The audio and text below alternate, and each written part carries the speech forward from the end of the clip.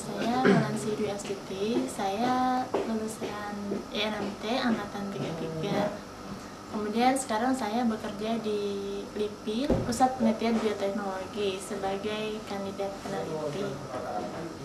Dari penelitian yang saya lakukan sekarang kebetulan masih berhubungan dengan tesis saya mengenai probiotik dan mineral organik. Jadi dari dulu saya banyak berkecimpung dengan rumen dan mikrobiologi rumen. Disitulah saya mencoba mengimprove pencernaan hewan. Jadi apa saja yang bisa saya tambahkan, misalnya probiotik atau mineral, untuk mengoptimalkan pencernaan di dalam rumen. Ilmu nutrisi dan teknologi pakan itu kita tidak hanya belajar gimana sih cara membuat pakan, tapi lebih luas dari itu, karena di dalam industri peternakan dan industri pakan rantainya itu sangat banyak, dimulai dari peternakannya sendiri, maksud saya hewannya, juga pabrik makanan ternaknya. Jadi kita diajari bagaimana mengelola industri peternakan sejak dari pemilihan hewan sampai dengan pembuatan pakan. Di dalam industri pakan industri peternakan maksud saya ada 3 hal yang berpengaruh. Salah satunya adalah pakan.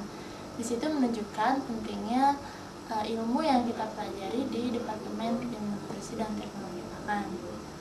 Lalu mungkin banyak yang belum mengenal setelah lulus sarjana peternakan khususnya ilmu nutrisi itu mau kerja di mana sih?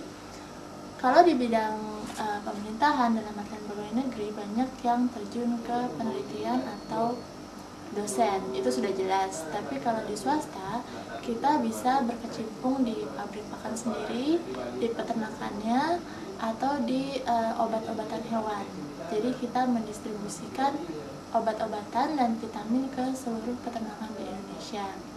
Peternakan di Indonesia itu sangat mempunyai prospek yang sangat cerah, terutama setelah krisis ekonomi, karena mempunyai ketahanan yang cukup kuat dibandingkan dengan industri lain, karena tidak terlalu berpengaruh oleh dolar.